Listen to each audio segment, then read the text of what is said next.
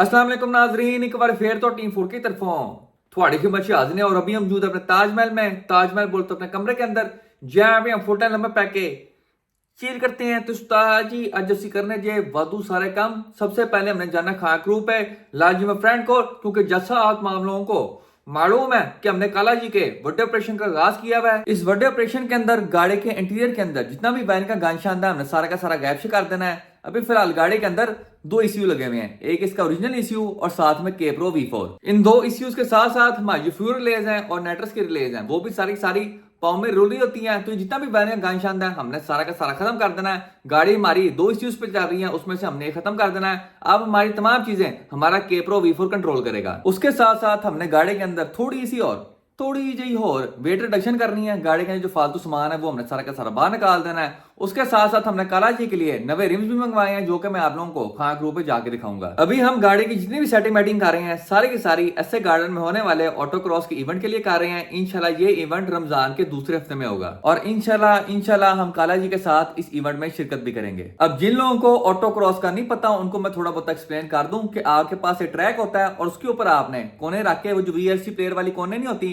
वो रख के आपने अपना एक पाथ बनाया होता है, जिनके बीच में से आपने अपनी गाड़ी को कनिया शनिया दे के गुजारना होता है और अपना एक पूरा लैप कंप्लीट करना होता है। जिसका लैप का टाइम सबसे कम होता है वो जीत जाता है। और ऑटो क्रॉस में कोई भी बंदा शिरकत कर सकता है, क्योंकि ऑटो क्रॉस के लिए आपको कोई बहुत ज्यादा पावर वाली गाड़ी नहीं चाहिए। आपको एक ऐसी गाड़ी चाहिए होती है जिसकी ग्रिप अच्छी हो और आपकी ड्राइविंग स्किल्स अच्छी हो, बस एनी जी गल है। और एक बात मैं आप तमाम लोगों को पहले ही बता दूं कि काला जी एक पर्पस बिल्ड ड्रैग कार है। ये गाड़ी सिर्फ और सिर्फ ड्रैग रेसिंग के लिए बनी हुई है, नॉर्मल यूज के लिए नहीं बनी हुई, ऑटो क्रॉस के लिए नहीं बनी हुई। लेकिन हम फिर भी शुगर मुगर लगाने के लिए गाड़ी के अंदर थोड़ी बहुत चेंजेस करके इसको ऑटो क्रॉस पे लेके जाएंगे। हम किसी भी किस्म की पोजीशन लेने की नियत के साथ ऑटो क्रॉस के इवेंट पे नहीं जा रहे, हमने सिर्फ जाकर लगाना शुगर मुगल। एक बार जरा गाड़ी को ऑटो क्रॉस में भगा के देखें तो सही कि काला जी क्या करती हैं और क्या नहीं। आपका भरा सीधी छाल मार के पहुंच चुका है अपनी वर्कशॉप में। वर्कशॉप बोले तो अपने गराज के अंदर, जहाँ पे हम गाड़ियाँ खोल खा के रख देते हैं।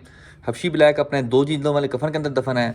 अब्बा जी केचर भी यहाँ पे फुल टाइम लश्कारे मार रही है और कालिया साहब फिलहाल कोमे में है, क्योंकि जैसा आप माम लोगों को मालूम है कि पिछली वीडियो के अंदर हम कालिया साहब को लेके गए थे मोंटगोमरी रोड लाहौर, और वहाँ पे तकरीबन कोई 10 से 11 घंटे ड्रिल होने के बाद हमने कालिया साहब को एक अदद सिविक एस की स्क्रीन काटा पीटी करके फिट की थी। लेकिन फिट होने के बाद उस्ताद जी हमारे साथ एक हो गया छोटा सा हैंड।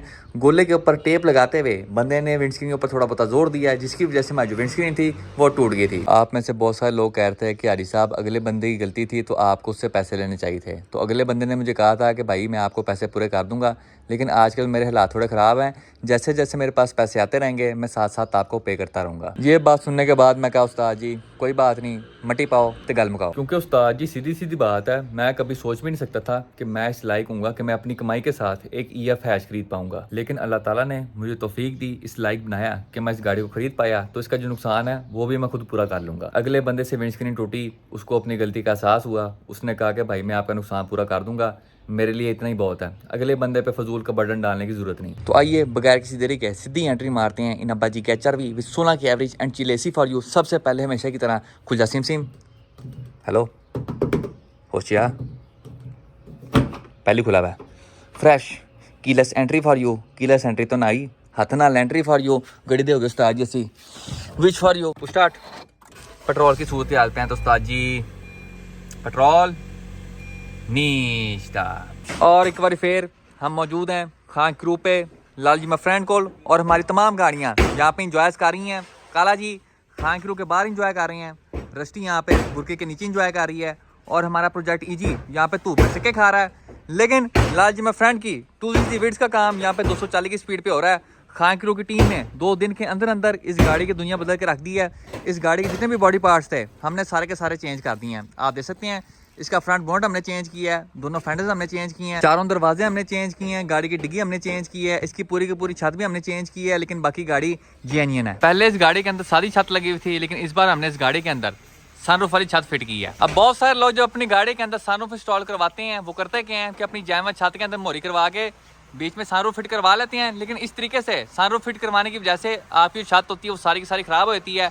उसके अंदर पहले जैसी मजबूती नहीं रहती, उसके अंदर वादू सारी ढलकें आती हैं, और मुस्तकबिल के अंदर आपको लीकेज वगैरह के जो इश्यूज होते हैं उनसे भी आमना सामना करना पड़ता है। तो इन सारे मसलों से बचने के लिए हमने इसकी जैमन छत चुके सैप पे छोड़ दी है, और इसकी जगह इसके अंदर ओरिजिनल सनरूफ वाली छत इंस्टॉल की है। अब गाड़ी की जो छत होती है वो स्पॉट वेल्डिंग के थ्रू आपकी गाड़ी की बॉडी के साथ कनेक्ट होती है। तो हम करते क्या हैं कि जितने भी स्पॉट वेल्ड्स होते हैं उनको हम खोलते हैं, गाड़ी की जो जैम छत होती है उसको हम ऐसे उठा के साइड पे रख देते हैं और दूसरी छत गाड़ी के ऊपर रख के सारी स्पॉट वेल्डिंग फिर से कर देते हैं। और इस तरह हमारा काम टोटल जेन्युइन नो टचिंग वाला होता है, क्योंकि आपकी जो सारी छत होती है वो सारी की सारी सिंगल शीट वाली होती है। लेकिन आपकी जो सनरूफ वाली छत होती है उसके अंदर एक पूरा प्रॉपर कड़ा बना होता है आपकी सनरूफ के लिए, जो कि आपकी छत की मजबूती को भी बढ़ाता है और साथ ही साथ आपकी सनरूफ की फिटिंग को यस मैच भी करता है। तो इसी वजह से अपनी जेनवन छत के अंदर मोरी करवा के सनरूफ फिट करने से अच्छा है आप उसकी पूरी की पूरी छाती चेंज करके सनरूफ वाली छत लगवा लें। उसके साथ साथ गाड़ी के दोनों साइड्स के साइड पैनल चेंज होने वाले थे तो वो हमने सारे के सारे चेंज कर लिए हैं। उसके अलावा हमारे उस्ताद पेंटर ने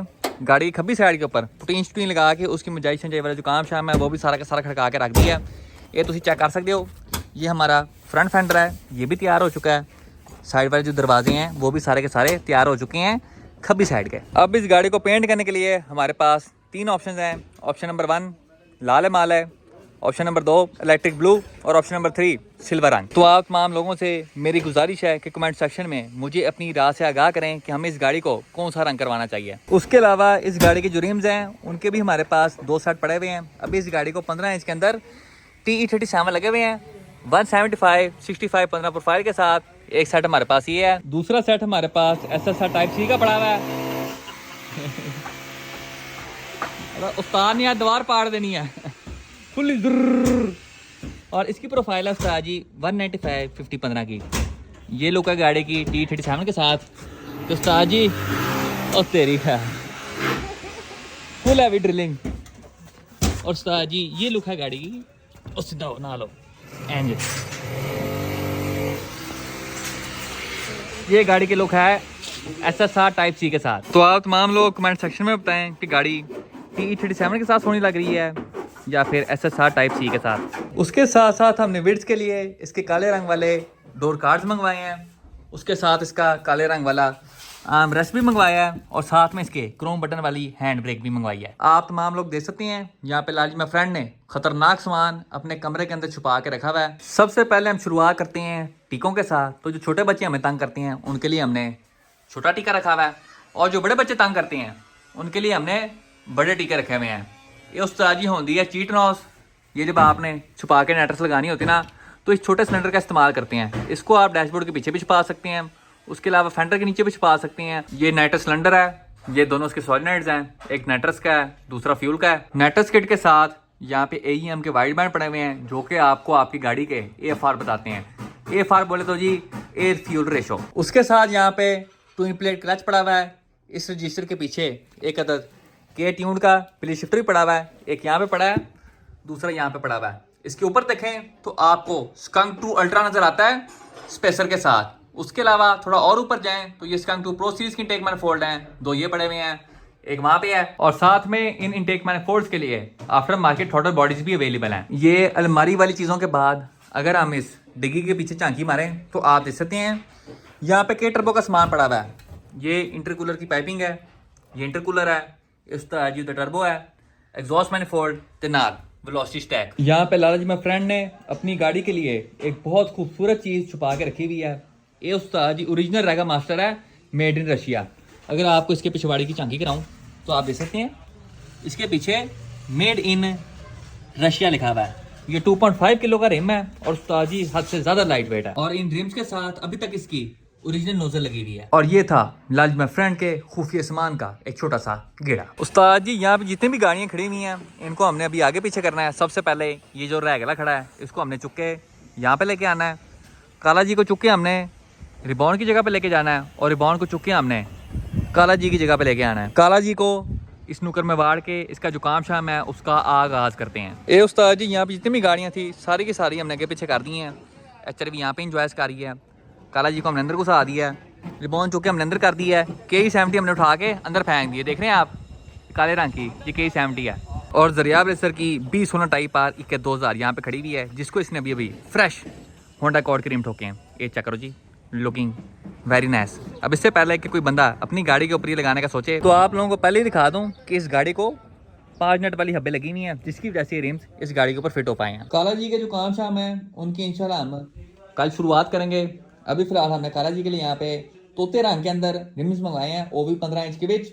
ये रिम्स कौन से हैं तो उस्ताद ये हैं raise engineering TE37 matte black रंग के बीच। सिर्फ मुंह के ऊपर मैट ब्लैक होया हुआ है, वैसे इनका असली रंग तोता रंग है। इन रिम्स की स्पेक्स के बारे में आप लोगों को बताऊं तो इसकी PCD है 5x114 जो कि आपकी रिबॉन को भी लग जाते हैं, उसके अलावा कॉर्ड को भी लग जाते हैं, रिबर्थ वगैरह को भी लग जाते हैं।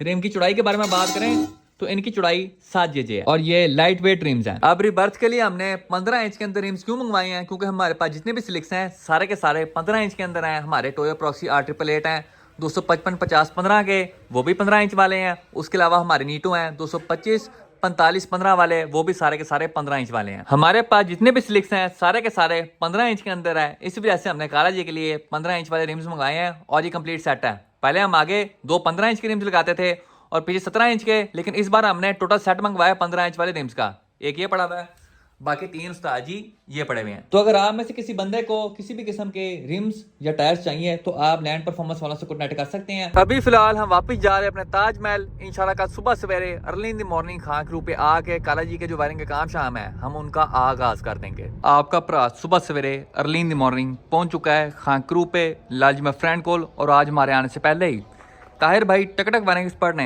काला जी के बड़े ऑपरेशन का आगाज कर दिया है। ताहिर भाई टकटक वायरिंग एक्सपर्ट ने गाड़ी के इंटीरियर के अगले हिस्से के अंदर जितना भी सामान था सारा का सारा चुक के बाहर सुट दिया है, जिसके अंदर काला जी के डैशबोर्ड का शुमार होता है, इसके AC बॉक्स का शुमार होता है और उसके साथ साथ AC के जितने भी उस्ताद जी पैप शैप होते हैं उनका शुमार होता है। गाड़ी के इंटीरियर के अंदर जितनी भी वायरिंग है हमने सारी की सारी खोल के रख दी है। ये तुम चेक कर सकते हो। ये हमारा जेन्युइन ECU है, ये हमारा AEM का वाइट बैंड है, ये हमारी फ्यूल रिलेज है और उस्ताद जी ये हमारी नाइट्रस के सॉलिनाइड की रिलेज है। ये उस्ताद जी साडा डेफी दा वाटर टेंपरेचर गेज ते ये साडा K Pro V4। अब हमने करना किया है कि अभी हमारी गाड़ी के अंदर 2 ECU लगे हुए हैं, एक K Pro V4 लगा हुआ है और साथ ही साथ इसका ओरिजिनल ECU लगा हुआ है। अब हमारा जो K Pro V4 है उसको तो हमने डैशबोर्ड के अंदर छुपा के रखा होता है, लेकिन इस गाड़ी का जो ओरिजिनल ECU है वो पैसेंजर के ठुड्डों में जाके बज रहा होता है और ठुड्डे बजने की वजह से कभी ECU हिल जाता है, कभी फ्यूल रिलेज हिल जाती हैं और कभी नाइट्रस और नाइट वाली रिलेज हिल जाती हैं, जिसकी वजह से गाड़ी रन के दौरान हैंकी पैंकी का मुजाहरा करती है। तो अब हमने करना क्या है कि हमारी गाड़ी अब सिर्फ एक ECU पे चलेगी, 2 पे नहीं चलेगी। जितने भी उस्ताद सिस्टम होंगे गाड़ी के वो सारा का सारा हमारा K Pro V4 संभालेगा। गाड़ी का जो ओरिजिनल ECU है इसको हम खत्म कर देंगे। ये अभी जितना भी आप लोगों को वायरिंग का गन नजर आ रहा है ये हमने सारा का सारा खत्म कर देना है। उसके अलावा हमारे जो फ्यूल रिलेज हैं और साथ में नाइट्रस की रिलेज हैं इनको हमने डैशबोर्ड के पीछे छुपा देना है ताकि किसी बंदे का ठुड्डा इनमें जाके ना बचे। उसके अलावा एक और चीज जो कि हमने इस गाड़ी के अंदर चेंज करनी है वो है इसका फ्यूज बॉक्स। अभी फिलहाल इस गाड़ी को इसका ओरिजिनल फ्यूज बॉक्स लगा हुआ है, जिसकी वजह से वायरिंग का चंगा भला गंद होया हुआ है। तो इसका जो ओरिजिनल फ्यूज बॉक्स है उसको हमने चेंज करके इसकी जगह कोई छोटा फ्यूज बॉक्स लगाएंगे। उसके साथ साथ हम अपने फ्यूज बॉक्स की लोकेशन भी चेंज कर देंगे। इंजन बेस से अपना फ्यूज बॉक्स निकाल के डैशबोर्ड के पीछे छुपा देंगे ताकि हमारी जो तारें हैं वो किसी और चीज के साथ लग के शॉर्ट वगैरह ना करें। ये है काला जी का डैशबोर्ड जिसको हमने गाड़ी में से बाहर निकाल दिया है, और वो है इसका AC बॉक्स जिसका रिश्ता हमने इस डैशबोर्ड से खत्म करवा दिया। ये AC बॉक्स मेरे ख्याल में तकरीबन कोई 5 से 6 किलो का तो होना ही होना है, और ये वजन हमारी गाड़ी के अंदर से अब खत्म हो गया। और इस AC बॉक्स को बाहर निकालने का सबसे बड़ा फायदा हमें ये हुआ है कि हमारे डैशबोर्ड के पीछे अच्छी खासी जगह वेली हो गई है जहाँ पे हम अपनी सारी की सारी वायरिंग छुपा सकते हैं। AC बॉक्स के ऊपर मट्टी चेक करें आप लोग, थब्बा थब्बा मट्टी लगी हुई है, पता नहीं कहाँ कहाँ गंद अंदर फंसा हुआ है। ये देखो ऐसे लग रहा है AC बॉक्स फिरौन के साथ दफन होया पता। ये देखें जी यहाँ पे ताहिर भाई टकटक वायरिंग एक्सपर्ट ने अपने जाती मफाद के लिए हमारा डैशबोर्ड बाहर निकाल दिया है। अब खुद अंदर लम्बे पैक चले आ रहे हैं। भजन वो लास्ट टाइम एक वीडियो आई थी ना कि लम्बे पैक रेस करनी है। हाँ जी, अल्हम्दुलिल्लाह लम्बे पैक ही रेस होगी। ये देखें जी अब रेस होगी लम्बे पैक है। ए उस्ताद जी यहाँ पे हम वेट मशीन ले आए हैं, अब देखते हैं इसके डैशबोर्ड कितना वजन है। 25 किलो 25 किलो। अब लाला जी जरा उसका भी कर दें। चल AC बॉक्स का दौड़ जा। जिम जाते हैं कोई तो फायदा हो हमें। सामान उठाने के लिए नहीं जाता। हमें भी तो पता चला कि जाते हो कि नहीं। तेरे क्या 25 किलो का हमारा डैशबोर्ड हो गया। उसका जो AC बॉक्स है वो उस्ताद जी है तकरीबन कोई 7 किलो 8 किलो। 25 और 8 कितने हुए? 25 और 8 33 2 किलो की फालतू पापड़ियाँ लगा। पापड़ियाँ भी चलो। हमने तकरीबन कोई 35 किलो गाड़ी में से बाहर निकाल दिया है। आपका भरा यहाँ पे सुबह से इस डैशबोर्ड के बारे में सोच विचार कर रहा है कि हम किस तरह अपनों में ईद मना सकते हैं राजा जी के साथ। कि किस तरह हम इस डैशबोर्ड का वजन कम कर सकते हैं। और काफ़ी सोच विचार करने के बाद आखिरकार हम इस फैसले पे पहुंचे हैं कि हम काला जी के अंदर उनका डैशबोर्ड इंस्टॉल नहीं करेंगे।